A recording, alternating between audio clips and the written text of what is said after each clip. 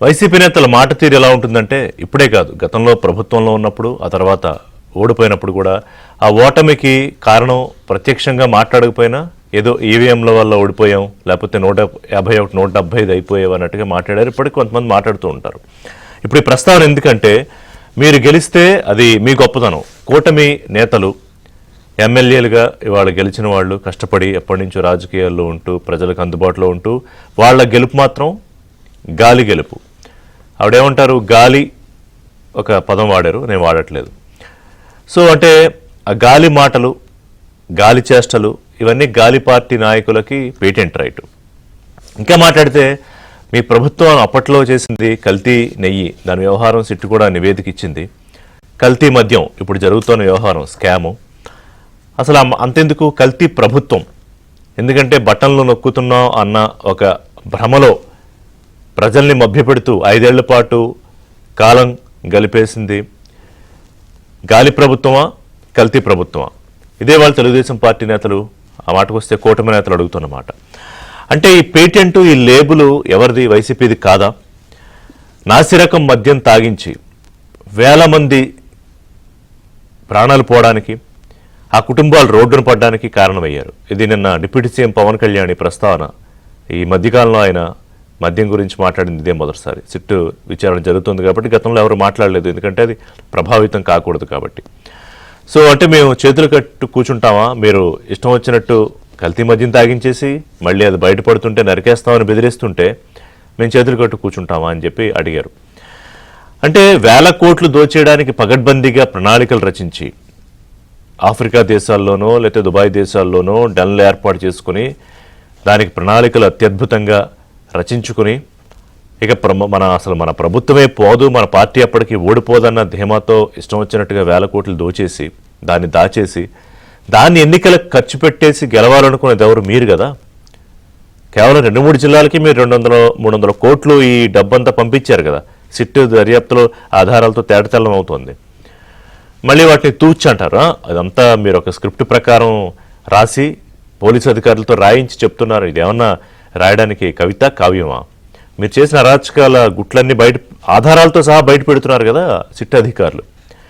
ఇవాళ జగన్మోహన్ రెడ్డి కంగారు ఆవులకి పాటే. ఎప్పుడైతే మిథున్ రెడ్డి అరెస్ట్ అయ్యాడో జగన్మోహన్ రెడ్డిలో కంగారు వచ్చేసింది. ఆయన సీనియర్ నేతలందరితోనూ వరుస భేటీలు.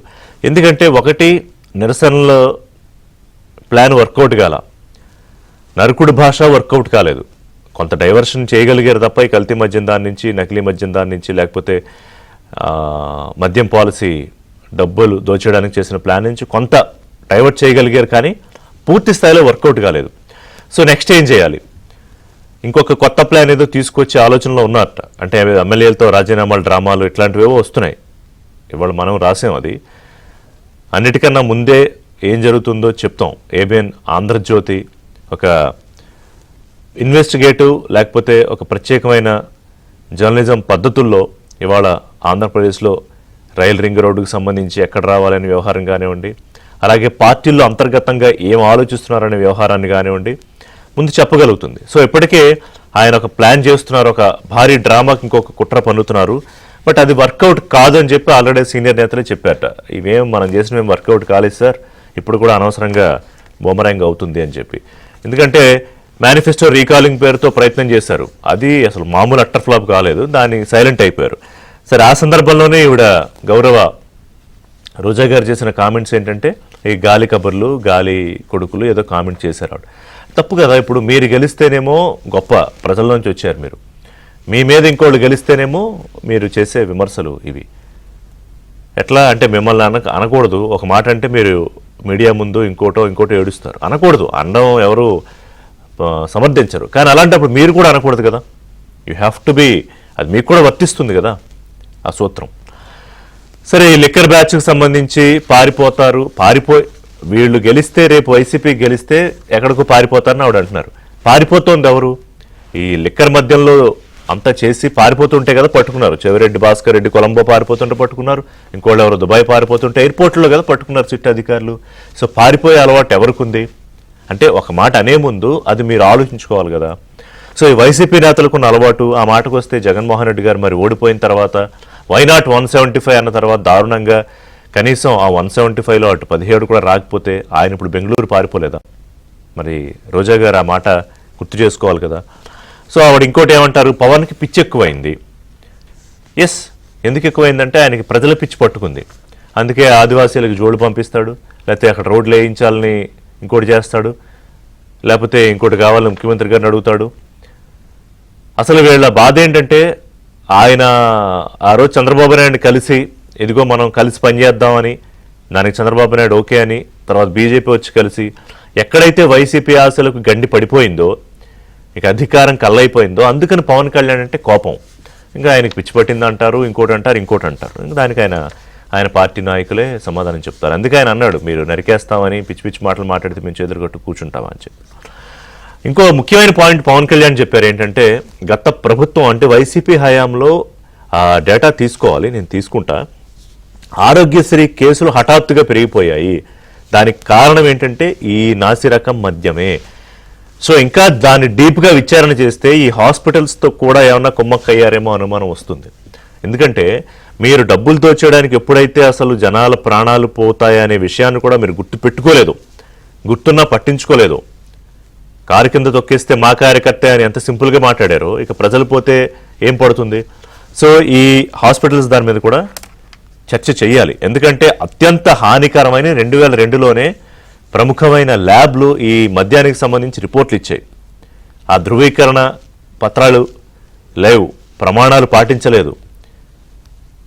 అలాగే కొన్ని ఏవైతే కలపకూడదో ఆ కెమికల్స్ని కలిపేశారు, ఒక ఎడిక్టివ్ కెమికల్స్ని. ఇవన్నీ కూడా బయటకు వస్తున్నాయి.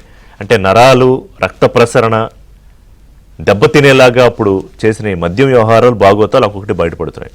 సో ఇవాళ దీని నుంచి తప్పించుకోవడానికి, లేకపోతే దాని నుంచి డైవర్ట్ చేయడానికి రకరకాల రూపాల్లో మాట్లాడాలి. 5 ఏళ్ల పాటు విషం తాగించి ఆంధ్రప్రదేశ్ ప్రజలతో అన్నీ తెలియక పొరపాటున కాదు, ఎందుకంటే వాళ్ళు ఏం చేస్తున్నారో చాలా కాన్షియస్గా ఉన్నారు.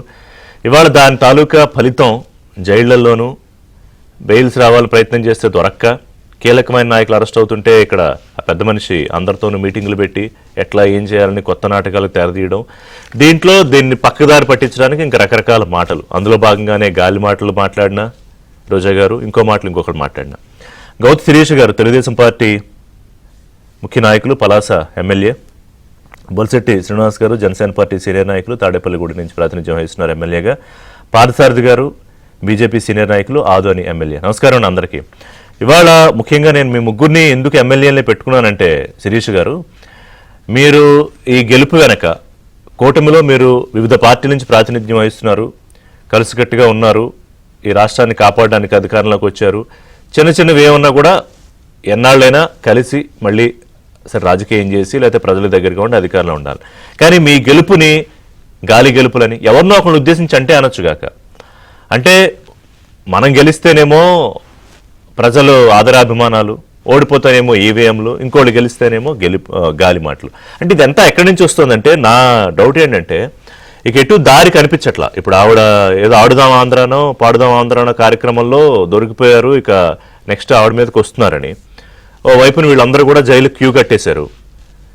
అంటే అందులోంచి వస్తున్న మాటలా ఇవి? గుడ్ మార్నింగ్ అండి మీకు, ప్యానెల్లో ఉన్న సహచర సోదర ఎమ్మెల్యేలకు, ముఖ్యంగా ఏబిఎన్ ఆంధ్రజ్యోతి ప్రేక్షకులకు నమస్కారాలు. మీరు అన్నట్టు అవుట్ ఆఫ్ డిప్రెషన్, ముఖ్యంగా ఇలా చెప్పడం తప్పుగా ఉంది కానీ చెప్పక తప్పట్లేదండి. రోజా గారిని, లక్ష్మీ పార్టీ గారిని మేము ఏ రోజు మహిళలుగా చూడలేదు. I'm sorry to say like this. ఎందుకంటే ఈ రోజు వైసీపీలో ఉన్న వాళ్ళందరినీ తిట్టాలనుకుంటే ఇతర చాలా మహిళలు ఉన్నారు కదా, వాళ్ళెవరు కూడా నోరు పారేసుకోవట్లేదు. ఒక్కసారి మీ దగ్గర పాత వీడియోస్ ఉంటే ఒకసారి రిలీజ్ చేయండి. రోజా గారి హావభావాలు గాని, మాటలు గాని, చేష్టలు గాని, ఆమె వెకిలి ఫీలింగ్స్ కానీ ఎదురు వాళ్ళకి ఎలా ఉంటాయండి ఒక మహిళ అయింది. ఈ రోజు మేము విమర్శిస్తాం, మేము మాట్లాడతాం, అవతల వాళ్ళని ఓన్లీ సబ్జెక్ట్ పరంగానే విమర్శిస్తాం కానీ బాడీ షేమింగ్ చేయడం కానీ అలాంటివి ఏమి ఉండవే వాళ్ళని. ఒకసారి తీయండి. ఈ రోజు తన దాకా వస్తే, నిన్న మొన్న ఏడ్చిన ఏడ్పులు మేము చూసాము, తన దాకా వస్తే బాధగా ఉందా? ఈ రోజు మేము అడుగుతున్నాం, సమాధానం చెప్పగలరా? సాక్షాత్తు ఇప్పటి ముఖ్యమంత్రి గారు ఆనాటి ప్రతిపక్ష నాయకుడిగా మాజీ ముఖ్యమంత్రి గారి చంద్రబాబు నాయుడు గారి సతీమణిని, వీళ్ళందరికీ తల్లి స్థానంలో తల్లి వయసులో ఉంటారు ఆవిడ.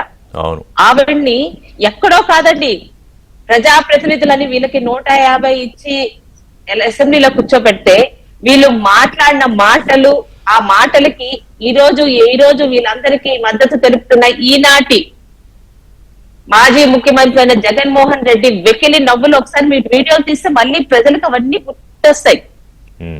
ఎవరు మొదలు పెట్టారు ఇది? అసలు రాజకీయాలు మాట్లాడితే మీకు ప్రత్యర్థి ఎవరు? ప్రత్యర్థి గురించి మాట్లాడండి. ఒకసారి మీరు కూడా ఎక్స్ప్లెయిన్ చేయాలండి. ఇళ్లల్లో ఉండే తల్లుల్ని, చెల్లెల్ని, కూతుర్లని, భార్యల్ని రాజకీయాల్లో తీసుకొని వచ్చి వీధిలో పెట్టి మాట్లాడే సంస్కృతి తీసుకొచ్చింది ఎవరు? అవును. ఈ రోజు మా తాలూకు నిజాయితీకి మేము మీకు ఒకే ఉదాహరణ ఇస్తున్నాం.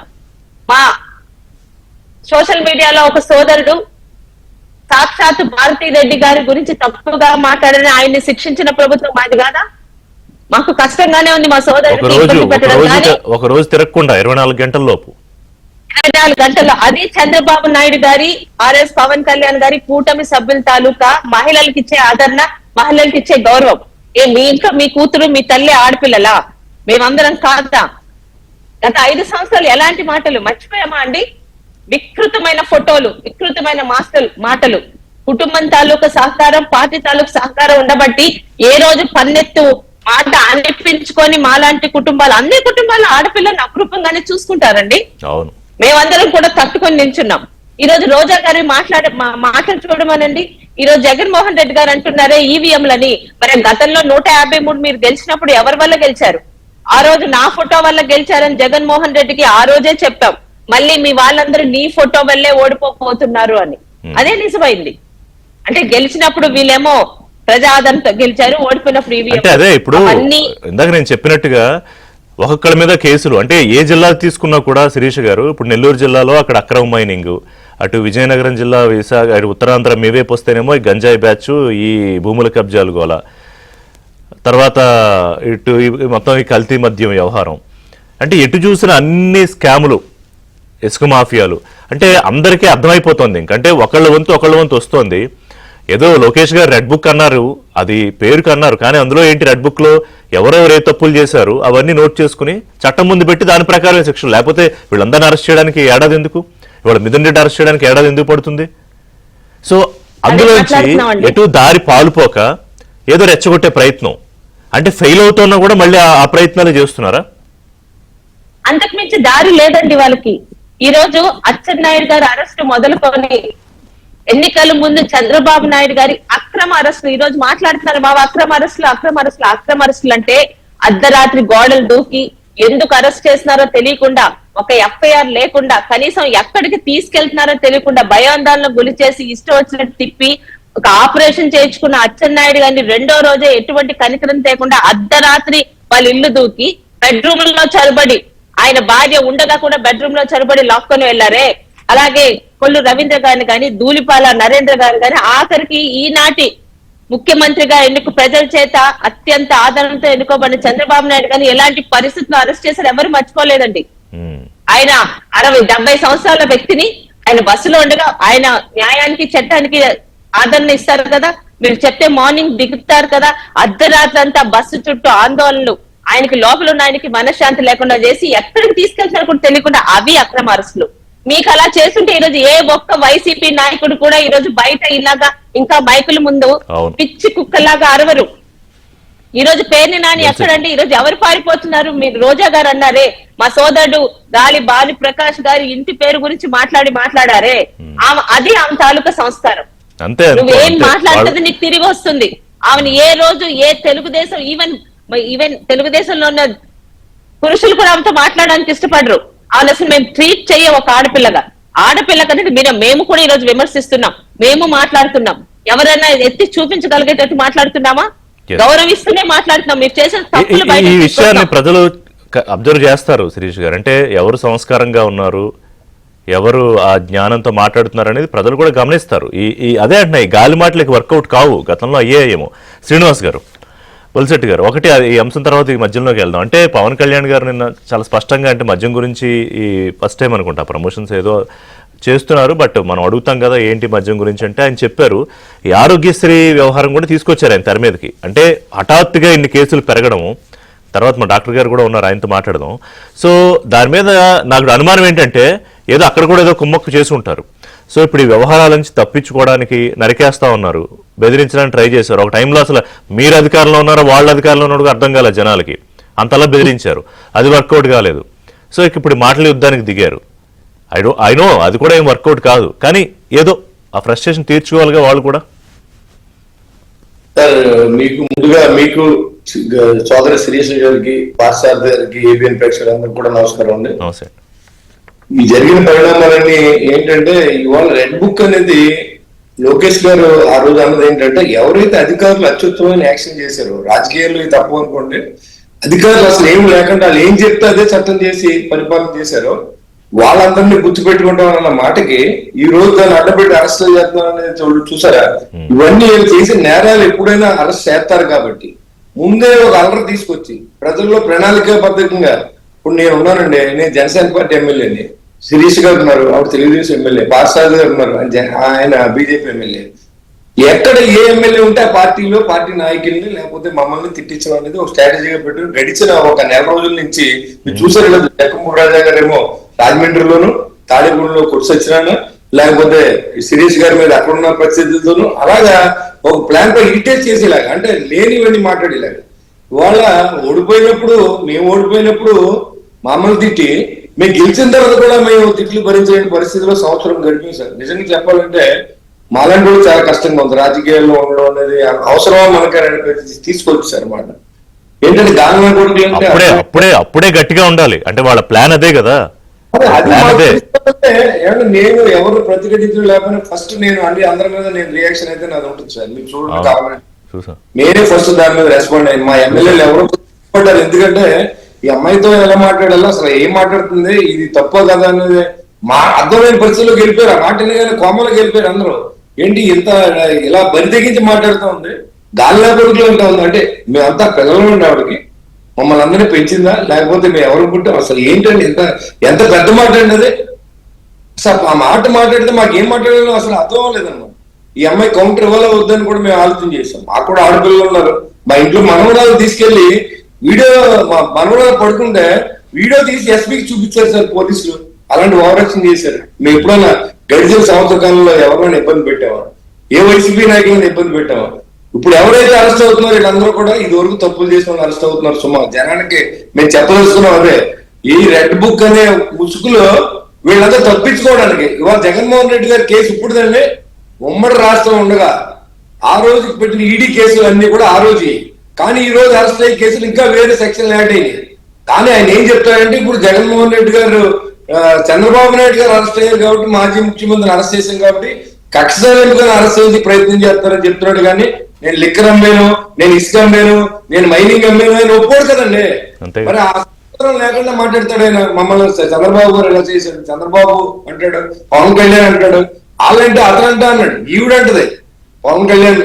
ఏంటి పవన్ కళ్యాణ్, నేను పవన్ గొప్పోడువా లేకపోతే చంద్రబాబు ఏంటి మాజీ మీకు సిగ్గులేదా నీకు, ఏం మాట్లాడుతుందండి. మేము కూడా మాట్లాడగలం, నేను కూడా తిట్టించగలం, మా దగ్గర కూడా ఉంటారు కదా జనం. కానీ ఎంతవరకు సంస్కారం అండి. ఈ పార్టీల్లో కొనసాగుతున్న వాళ్ళందరూ కూడా సంస్కారవంతులు కాబట్టి బయట ఈ రోజు వరకు చెప్పాలంటే, లేకపోతే మాట్లాడిన ప్రతి మాటకి మా దగ్గర ఆన్సర్ ఉంది. వాళ్ళు అన్నారు కదా మీకు 4 సంవత్సరాలు మీ సంగతి చూస్తామని, 24 గంటలు మీ సంగతి చూస్తామని మేము కూడా అంటే అది ఏంటండి. కుక్కలు అరుస్తూ పిచ్చి కుక్కలు మురిగితే సమాధానం చెప్పుకుంటూ వెళ్తే మనం కూడా కుక్కలు పిచ్చోళ్ళు అయిపోతాం. ఇప్పుడు అలాంటి ఇరిటేషన్ డైలాగ్ తీసుకొస్తున్నారు. అంటే మమ్మల్ని ఏం చేయమని మీరు అంటే 4 సంవత్సరాల దాకా వెయిట్ చేస్తే రేపు నుంచి మీరు చేసేమని అమ్మని కన్ను కొడితే కన్ను సైగతో పంపించేయాలంట. పేరు నాని మాట్లాడుతూ ఉన్నాడు, అంబటి రాంబాబు మాట్లాడతాడు, జక్కంపూడి రాజే మాట్లాడతాడు. ఎక్కడున్నారండి మీరు అబ్జర్వ్ చేస్తే శ్రీనివాస్ గారు వీళ్ళు ఎవరో కనిపించట్లా ఒక 10 రోజులుగా గమనించారా? తిరుగుబాటు స్టార్ట్ అయితే ఎవరు కనపడరండి.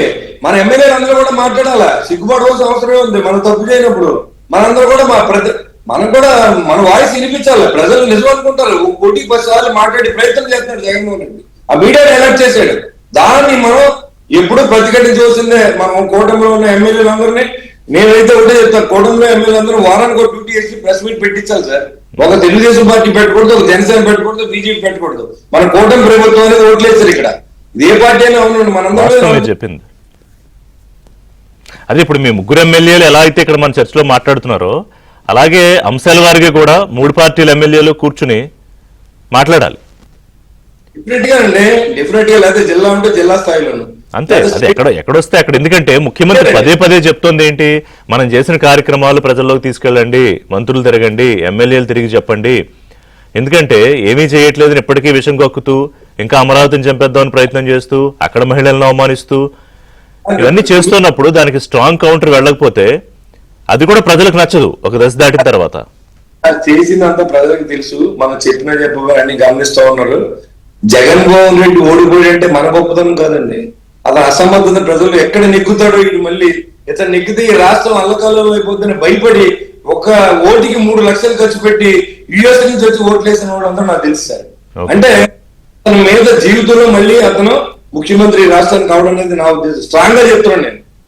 ఇతను ఏదో నేను వస్తాను మీ సంగతి చూస్తానంటే దేనికి వస్తావు, దేనికి వేస్తారు రోడ్లు లెక్కన అమ్మేసుకో, మళ్ళీ ఎవరైనా ఉంటే ఎస్సీ సోదరుల్ని రోడ్ మీద పెట్టి కొట్టించే, లేదా చంపేసి ఎమ్మెల్సీ ఇంటిగా డెలివరీ చేయి, లేకపోతే ఇలాంటి బంగ్లాలో దేశం అంతా కట్టుకో.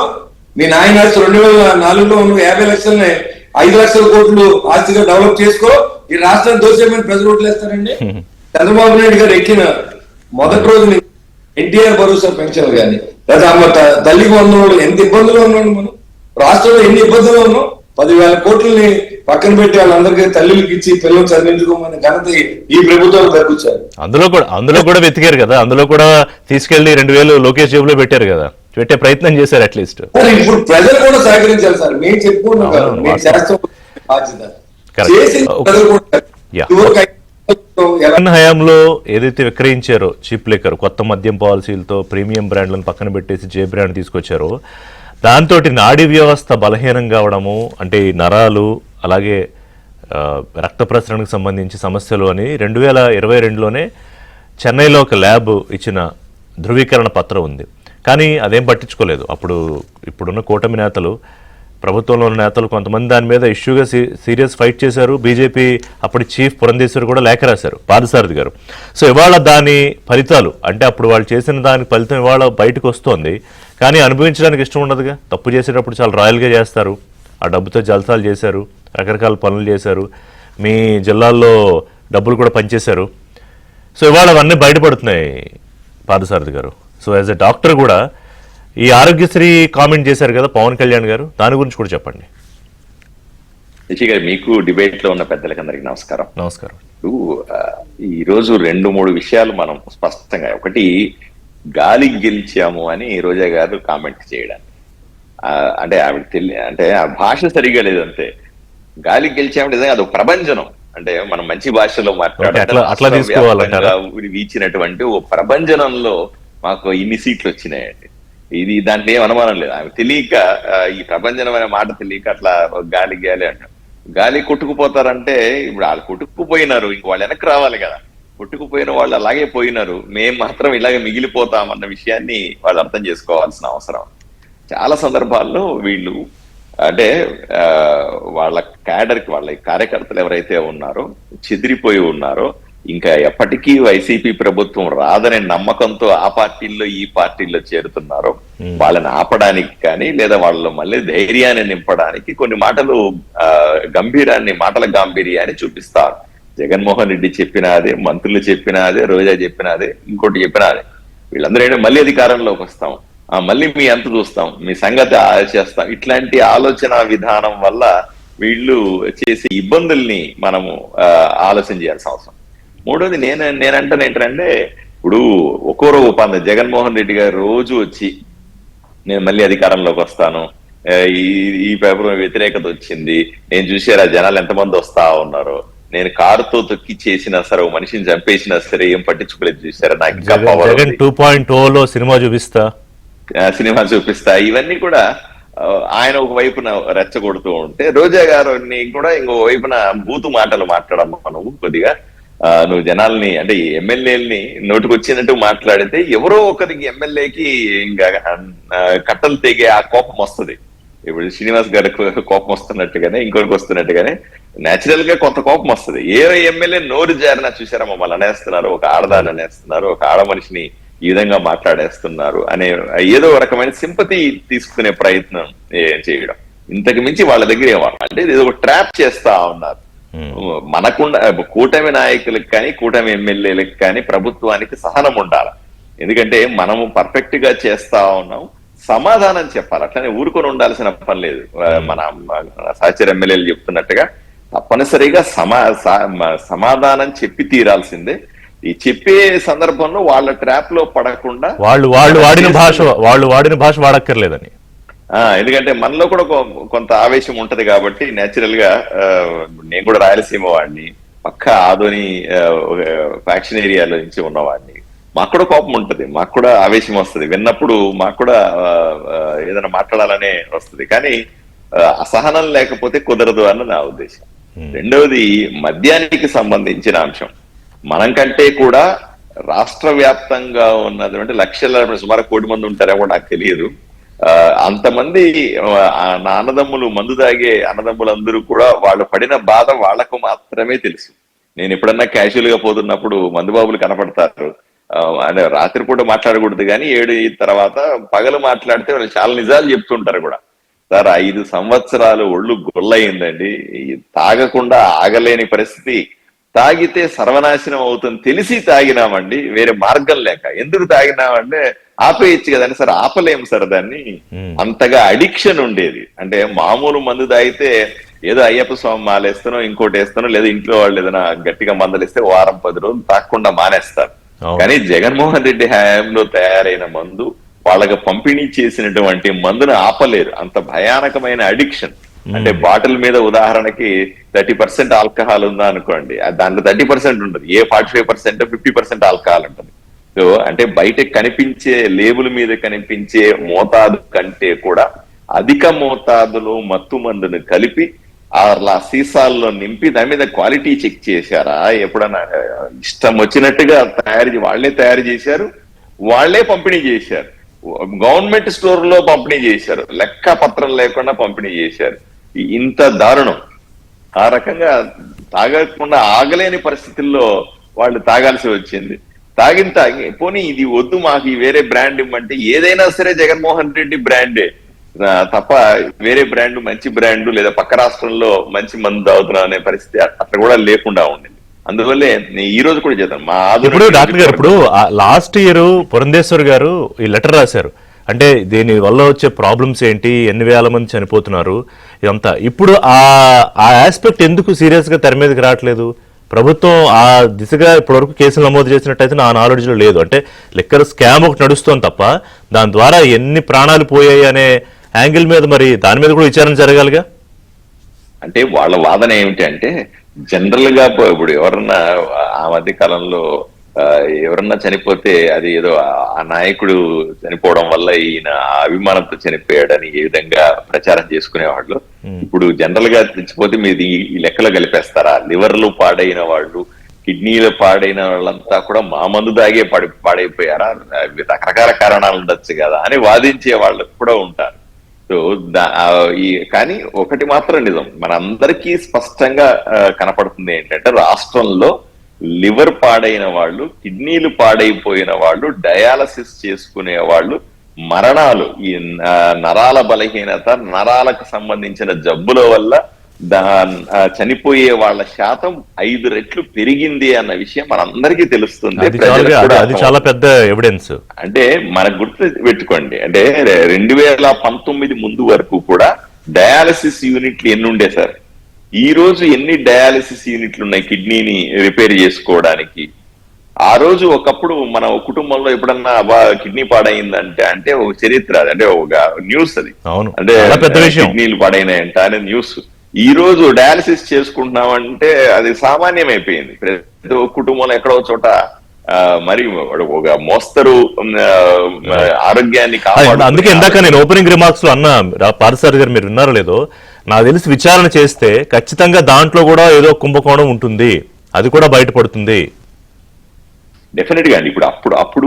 అప్పుడు మందుని అప్పుడు వాళ్ళు నిల్వ చేసి ఉండుంటే ఆ మందుని తీసుకెళ్లి ఇప్పుడు టెస్ట్ చేస్తే 100% హానికర రసాయనాలు బయటపడతాయి. దాంట్లో ఏం అనుమానం లేదు. ఆ యాంగిల్లో కూడా చర్చ జరగాలి.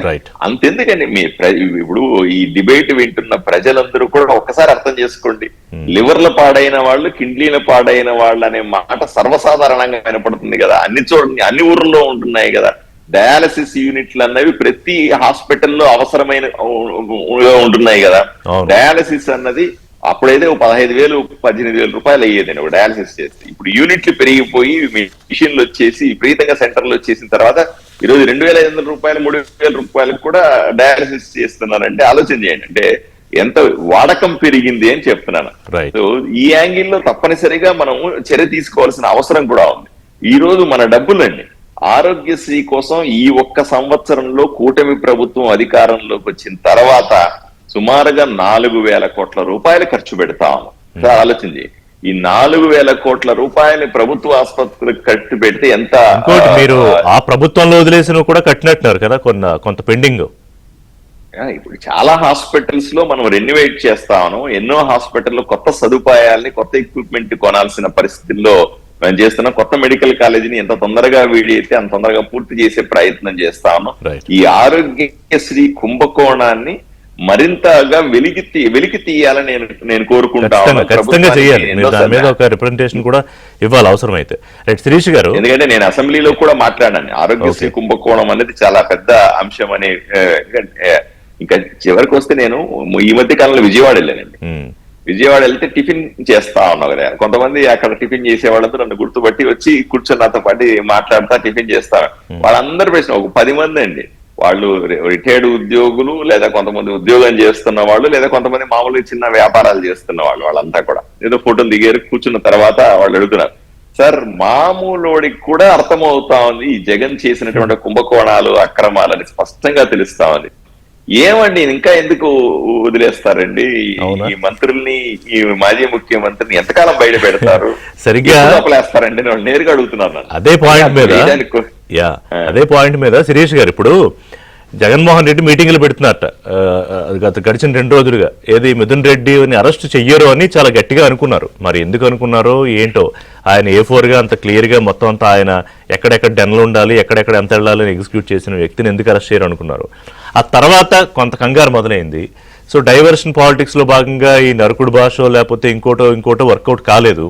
సో ఇప్పుడు ఏంటి, వాట్ నెక్స్ట్ అని. నెక్స్ట్ ఏంటంటే రాజీనామాలు చేయించి ఇంకో కొత్త డ్రామా చేయాలా అంటే, మా మీద మీరు అక్రమంగా అన్యాయంగా అరెస్ట్ చేస్తున్నారని ఇంకో డ్రామాకి మరి రెడీ అవుతున్నారట. సో ఆర్ యూ రెడీ మరో నూతన డ్రామాకి? ఒకవేళ మీరు అన్నట్టు వాళ్ళు రాజీనామాలు చేసిన ప్రజలకి తేడా ఏం తెలియదండి. వాళ్ళు ఉన్న వాళ్ళేం అసెంబ్లీకి రావట్లేదు కదా. వాళ్ళేం ప్రజా సమస్యల మీద పోరాడట్లేదు కదా.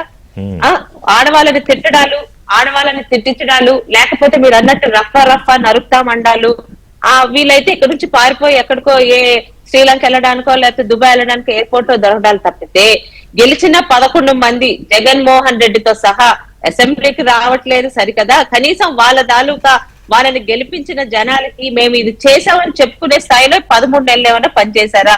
ఇప్పుడు వాళ్ళు రాజీనామా చేస్తే ప్రజలకు కానీ రాష్ట్రానికి వచ్చిన మీ భాషలో అయితే ఎమ్మెల్యే కాబట్టి నేను ఆ భాష ఆడలేను. మీ భాషలో అయితే అంతే అందరికీ. లేదు, నాకు డౌట్ ఏంటంటే వాళ్ళు ఎమ్మెల్యేగా ఉంటే అంతా వెళ్ళిపోతే అంటే రాజీనామా చేస్తే అంతా అంతేనండి. ఇప్పుడు రాజీనామా చేయకుండా గతంలోని 23 మంది ఎమ్మెల్యేలు మీరు 4 తీసేసుకున్నా 19 మంది ఎమ్మెల్యేలతో ఆయన భార్యని మీరు వెటకారంగా మాట్లాడినా చాలా వరకు ఓపిక పట్టి ఆ పెద్ద ఆయన ఒకరోజు ఎమ్మెల్యేలందరినీ మీ మార్చలతో బయటకు తీసుకెళ్లినా ఆయన ఒక్కడే అసెంబ్లీలో కూర్చొని మిమ్మల్ని అందరినీ ఎదిరించి మాట్లాడితే కూడా మేము చూసాం కదా. అది బాధ్యత అంటే ప్రతిపక్షంలో ఉన్నప్పుడు ప్రతిపక్ష నాయకుడి పాత్ర నిజంగా చాలా గొప్ప పాత్ర. ప్రజల గురించి రియల్ గా ఇప్పుడు మీరు పోరాడాలనుకుంటే పోరాడే పాత్ర. ఒకప్పుడు ప్రతిపక్ష నాయకులను చూసి చెప్తున్నాను, మిమ్మల్ని కాదు, వాళ్ళని కాదు. అవన్నీ వదిలేసి నాకు ఏంటది ప్రతిపక్ష హోదా ఇవ్వలేదు, హోదా ఏమన్నా ఎగ్జామ్ నువ్వు పాస్ అయితే నీ చేతిలో సర్టిఫికెట్ పెట్టడానికి, అది ఒక బాధ్యత, ప్రతిపక్ష నాయకుడి బాధ్యత. అంతేగాని నాకు సీఎం తో సమానంగా కార్లు లోపలికి రానివ్వాలి, నాకు సీఎం తో సమానంగా జెడ్ కేటగిరీ కావాలి, ఎంతసేపు అధికారం పవర్ తప్పితే, లేకపోతే ఓడిపోతే నెక్స్ట్ టైం మేము అధికారంతో మిమ్మల్ని నరికేస్తాం చంపేస్తామని తప్పితే గత 5 సంవత్సరాలు ప్రజలకు మీరు ఏం చేశారో చెప్పుకునే స్టేజ్ లో ఉన్నారా? రేపుదే మళ్ళీ మిమ్మల్ని మీరు గెలవాలని అనుకుంటే, మీరు ఎలాగో గెలవరు, గెలిస్తే ఏం చేస్తామో చెప్తున్నారా? ఒకసారి ఆలోచించండి. మీకు శిరీష్ గారు, ఇప్పుడు మీరు అంటుంటే నాకు సందర్భం గుర్తొచ్చింది. యుఎస్ ప్రెసిడెంట్ ఇప్పుడు ట్రంప్ ఉన్నారు కదా, రెండోసారి గెలిచారు. మొదటిసారి ఆయన ఓడిపోయినప్పుడు ఆయన ఒప్పుకోలా జో బైడెన్కి ఇవ్వడానికి. నో నో నో నో నేనే ఇంకా ప్రెసిడెంట్, ఇదంతా రష్యా కుట్రతో ఏదో జరిగిపోయిందని కొంత రాద్ధాంతం చేశాడు.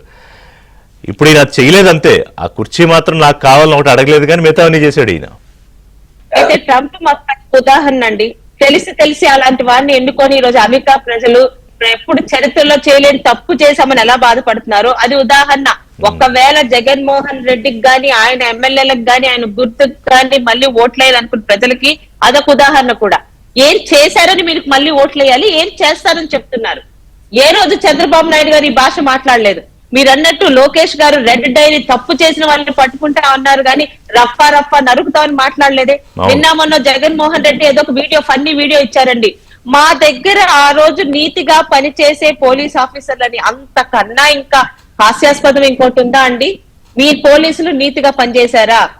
ఆ బొంబాయి నటి కాదంబరి జత్వాని ఉదాహరణ ఒక్కటి చాలు. మీ దగ్గర పనిచేసిన ఐపీఎస్ ఎలాంటి వికృతమైన చేష్టలు చేశారు. ఒక పోస్ట్ పెట్టినందుకు నన్ను గాని నాలాంటి ఎంతో మంది సోషల్ మీడియా ఉన్న వాళ్ళని రోజంతా తీసుకెళ్లి సిఐడి ఆఫీస్ లో, మా గురించి సిఐడి ఆఫీస్ లో కూర్చోబెట్టారు. ఈ రోజు జగన్మోహన్ రెడ్డి అవి చేసి ఈ రోజు ఆయన మాట్లాడుతున్నారు. ఆ రోజు మీరు మా అరెస్ట్ చేసిన మా ప్రతి ఒక్క ఎమ్మెల్యేని కానీ మా ఈ రోజు మంత్రిగా పనిచేసిన వాళ్ళ మీద మీరు 5 సంవత్సరాలు మీరు పెట్టిన నేరాలు నిరూపించలేకపోయారు. ఈ రోజు మేమేం హర్రీ పడట్లేదు. ఈ రోజు అరెస్ట్ చేయాలనుకుంటే ఈ రోజు మీరు అన్నట్టు బయట మైకుల ముందు వాగుతున్న వాళ్ళని ఏ రోజు అరెస్ట్ చేసి పెట్టాలి. కానీ ప్రతిదీ చట్టపరంగా వాళ్ళకి బెయిల్కి వెళ్ళడానికి కూడా అర్హత ఇచ్చి, వాళ్ళు బెయిల్కి వెళ్ళినా ఇప్పుడు కింద కోర్టు నుంచి సుప్రీం కోర్టుల వరకు మీరు బెయిల్కి కూడా అర్హులు కాదు, మీరు నేరం చేశారని మేము నమ్ముతున్నామని వదిలేక వాళ్ళని పట్టపగలే రండయ్య బాబు అని చెప్పి వాళ్ళకి రూపంలో చూపించి వాళ్ళు అరెస్ట్ చేస్తున్నారు. అక్రమ కేసులను వాళ్ళు అనుకున్నప్పుడు సుప్రీంకోర్టుకి వెళ్ళక్కర్లా, ముందస్తు బెయిల్ కోసం ధీమాగా ఉండొచ్చు. గతంలో శుక్రవారాలు అరెస్ట్ చేసి శని ఆదివారాలు వాళ్ళు కనీసం బయటకు వెళ్ళనీయకుండా ఎంతటి పైశాచిక ఆనందం పొందారండి. అయితే ఇందాక సోదరులు బొలిశెట్టి శ్రీనివాస్ గారు చెప్పినట్టు మనం మాట్లాడాలండి. మీరు అన్నట్టు నిజం ఒక్కసారి తెలిసే లోపల అబద్ధం 1000 సార్లు చుట్టుకొని వస్తుంది. వాళ్ళకి వేరే గతి లేదు. వాళ్ళకి ఇంతసేపు గతంలో 2014-19 ముందు తెలుగుదేశం పార్టీ మీద కానీ ఇతరుల మీద కానీ అబద్ధాలు చెప్పి వచ్చినట్టు అబద్ధాలకి కనీసం వాళ్ళున్న 5 సంవత్సరాల కనీస నిరూపణ లేవు. పింక్ డైమండ్ అన్నారు, అదన్నారు, ఇదన్నారు. ఏం చేయగలిగారు? ఏమీ చేయలేకపోయినా చంద్రబాబు నాయుడు గారి మీద ఒక ఫోర్జరీ కేసు పెట్టి ఆయన లోపల పెట్టి ఏదో పైశాచిక ఆనందం పొందారు. ఇప్పుడు ఇంకా ప్రయత్నం ఏంటంటే మళ్ళీ 2019-24 తీసుకెళ్లి బాటిల్ తీసుకెళ్లి చంద్రబాబు నాయుడు చేతిలో పెడుతున్నారు. వీళ్ళందరూ ఈ లిక్కర్ స్కామ్ లో దొరికేశాక పెడతారండి. ఎందుకంటే వాళ్ళకి వచ్చిందే అబద్ధాలు. ఒక సాక్షి ఛానల్, సాక్షి పత్రిక అలాంటివి ఇంకా చిన్న పెద్ద ఉన్నాయి వాళ్ళ దగ్గర.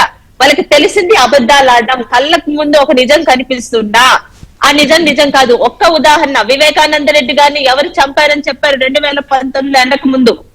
ఏమి మరి నీ హయాంలో దాన్ని ఎందుకు నువ్వు సిఐడికి సిబిఐకి అప్పచెప్పలేకపోయావు? నీ సొంత చెల్లి, నీ తాలూకా చిన్నాన్ని గారి కూతురు, నువ్వు ఎవరినైతే గెలిపించి ఈ రోజు అవినాష్ రెడ్డి అని పైగా అధికారంలోకి వచ్చాక సిబిఐ ప్రూఫ్ అక్కర్లేదని లెటర్ రాశారు ముఖ్యమంత్రి స్థాయిలో జగన్మోహన్. దాన్ని బట్టి అర్థమవుతుంది కదండి, దాన్ని బట్టి అర్థమవుతుంది కదా జగన్ రెడ్డి మెంటాలిటీ. సుశెట్టి గారు, కల్తీ ఆలోచనలు చేసే పార్టీ ఆలోచనలు ఎలా ఉంటాయంటే, మీ ప్రభుత్వం వచ్చిన నెల రోజులకే ఇక్కడ ఏదో లా అండ్ ఆర్డర్ ఇష్యూ వచ్చేసింది, రాష్ట్రపతి పాలన పెట్టండి దగ్గర మొదలయ్యి నిన్నగాక మన బంగారుపాళ్యం ఘటన వరకు అది అన్ని ఫెయిల్ అయ్యాయి. సో ఏ కార్యక్రమం తీసుకున్నా రీకాలింగ్, మీ మేనిఫెస్టో అది కూడా ఫెయిల్ అయింది, నరుకుడు భాష ఫెయిల్ అయింది. సో ఇప్పుడు ఇంకా అరెస్టులు తప్పవని దశకు వచ్చేసాక కొత్త ప్లాన్లకు, రాజీనామాల డ్రామాలకు తెరదీస్తున్నారు. అప్రమత్తంగా ఉండాల్సిన సమయం ఇది. సార్ ఏం లేదు, ఇప్పుడు వాళ్ళు రాజీనామా చేసినా చేయకపోయినా మా సోదరు చెప్పినట్టు మేము అనుకోలేదు. ప్రజల్లో పెద్ద తెలియదు. ఎందుకంటే వాళ్ళు ఎప్పుడైనా సభలోకి వచ్చి ప్రజల డిమాండ్ ని తెరకెక్కించినప్పుడు వాళ్ళ పాత్ర ఏంటో జనానికి అర్థం అవుతుంది. పైగా నాకు ప్రతిపక్ష పాత్ర ఇవ్వలేదని చూసారా, నేను ఓడిపోయిన తర్వాత కూడా అసెంబ్లీకి వెళ్ళాలని ఉండేదండి, గత రాజ్యసభలో కూర్చోాలని ఉండేది. దానికి ఎలిజిబిలిటీ లేదు కదా. రాజ్యాంగం చెప్పినట్టుగా 10% మీకు లేనప్పుడు ప్రతిపక్షం రాదు. దానికి రాని దానికి మేము ఇవ్వలేదు, పవన్ కళ్యాణ్ ఇవ్వలేదు, చంద్రబాబు ఇవ్వలేదని మరి కంటతడి పెడతాం కంటే నెక్స్ట్ ప్రజల్లో నమ్మకం కలిగించి మీరేదో మేము వస్తే మేము చంపేస్తాం, పొడి చేస్తాం అనే దానికి ఓట్లు లేదండి. కక్ష సాధింపు కోసం మన ఓట్లు లేదు. ఏదైతే గత 5 సంవత్సరాలు అభివృద్ధి జరగలేదో ఆ డెవలప్మెంట్ కోరుకుని ప్రజలు మనకు ఓట్లు వేశారు. దానికి అనుగుణంగా ఇవాళ కూటమి పార్టీ పనిచేస్తుంది. అంతేగాని మీ విమర్శలు భయపడు మీరేదో చేస్తారని మేము మిమ్మల్ని లెక్కల్లోనే తీశారు ప్రజలు. మేం కాదు, ప్రజలే తీశారు. మీరు దానికి తగ్గట్టుగా మీరు అక్కడికి వచ్చి మన 11 మంది వచ్చి మీ 11 కాన్స్టిట్యూన్సీ లో ప్రజల గురించి ఏమైనా మాట్లాడారా? మీరు ప్రెస్ మీట్ లో మాట్లాడుతున్న తప్పితే మీరు ఎప్పుడైనా ఇక్కడికి వచ్చి మాట్లాడారా? పనికిమాల మీ కెమెరా ముందు సాక్షి ముందు కూర్చొని లేని ఉన్నాయి మాట్లాడుకుని రోజు లాంటి పనికిమాల అందరితో మాట్లాడించి మమ్మల్ని అందరినీ అమ్మటి రాంబాబుతో మాట్లాడించి పేరు నానితో మాట్లాడించి వీళ్ళంతా అవుట్డేట్ వికెట్ వీళ్ళందరినీ మీరు వెళ్ళిపోంటారా బాబు, మీరు టైం అయిపోయింది, మీరు ఈ రాష్ట్రాన్ని దోషించాలని ప్రజలు తీర్పిచ్చిన తర్వాత వాళ్ళతో మమ్మల్ని తిట్టించి, చంద్రబాబు గారిని తిట్టించి, పవన్ కళ్యాణ్ తిట్టించి, మోడీ గారిని తిట్టించి, అంటే ఒక స్ట్రాటజీ ప్రకారం ఏంటంటే అన్ని చోట్ల కూడా ప్రెస్ మీట్లు పెట్టి ఉనికిని నిలబెట్టుకోవడం కోసం, రాబోయే అరెస్టులు తప్పించుకోవడం కోసం ఒక రాజకీయాన్ని తెరలేపినటువంటి పార్టీ వైసీపీ పార్టీ. మీకు తెలియట్లేదా? ఇప్పుడు ఇంకోటి శ్రీనివాస్ గారు, నిన్న మిథున్ రెడ్డి అరెస్ట్ టైంలో కాదు కొంత హడావుడి క్రియేట్ చేయడానికి ట్రై చేశారు. మీరు అబ్జర్వ్ చేస్తే వర్కౌట్ కాలేదు అది కూడా. కానీ ఇప్పుడు ఆ ప్లాన్లు కూడా ఉన్నాయి, కుట్రల్లో భాగంగా అవి కూడా ఉన్నాయి. ఒకవేళ జగన్మోహన్ రెడ్డి అరెస్ట్ దాకా వచ్చేటట్టు ఉంటే ఛార్జ్ షీట్లు ఇప్పటికే ఆయన పేరు ప్రస్తావన వచ్చింది కాబట్టి సో దానికి కూడా కొన్ని ప్రణాళికలు సిద్ధమవుతున్నాయి. సార్ ఒకటి చెప్తున్నాను సార్, ఇప్పుడు పెట్టి కేసుల కంటే కూడా బలమైన కేసులు జగన్మోహన్ రెడ్డి మీద ఇది వరకు ఉన్నటువంటి ప్రభుత్వంలో ఉమ్మడి రాష్ట్రంగా పెట్టిన కేసులు ఉన్నాయి సార్. 40,000 ఈడీ కేసులు ఉన్నాయి సార్. అదే సామాన్యుడు కనుక అదే ఇన్కమ్ ట్యాక్స్ వాళ్ళు ఈడీకి దొరుకుంటే ఇవాళ పరిస్థితి ఏంటి సార్? జైల్లో ఉంటాడు సార్. మరి ఇవాళ ప్రజల ఆమోదంతో 153 సీట్లు వచ్చిన తర్వాత ఒక్కరోజు కూడా కోర్టుకు వెళ్లకుండా ఇన్ని రోజులు సామాన్యుడికి ఎక్కడ న్యాయస్థానంలో ఇన్ని రోజులు ఎగ్జామ్స్ ఉంటుందండి. అతను ఎలాగా అరెస్ట్ అయ్యాడు, జైలు వెళ్ళాడు, జైలు నుంచి వచ్చాడు, బెయిల్ మీద ఉన్నాడు, జైలుకి వెళ్తాడు. అది తప్పదు కదా. దానికి అడావుడు అంటే ఏంటంటే ఆ కేసులో అరెస్ట్ చేసినా సరే ఇదంతా కావాలి నరేంద్ర మోడీ గారు అరెస్ట్ చేయించారు, లేదా నరేంద్ర మోడీ గారు చెప్పి అరెస్ట్ చేయించారు, లేదా చంద్రబాబు నాయుడు అరెస్ట్ చేశాడు, లేదా పవన్ కళ్యాణ్ అరెస్ట్ చేయించారని చెప్పుకునే పథకాలు తప్ప వాళ్ళ కేసుల్లోంచి వాళ్ళు బయటపడడం అనేది జరిగే పని కాదు. ఈ ఇన్ఫ్లుయెన్స్ 5 సంవత్సరాలు ఉంటే అప్పుడో 10 కేసులు కొట్టించుకున్నాడు. ఈ 18 కేసులు కూడా కొట్టాలంటే మరోసారి సీఎం అయితే ఎవరో పట్టుకుని కాళ్ళ పడి కొట్టించుకుని కేంద్ర ప్రభుత్వంలో బ్లాక్ మెయిల్ చేసి న్యాయ వ్యవస్థను కూడా మేనేజ్ చేసే విధంగా చేసే పెద్ద మనిషి. ఇప్పుడు బొల్సెట్టి గారి అన్న మాటకి నాకు మొన్న ఒక విషయం గుర్తొచ్చింది.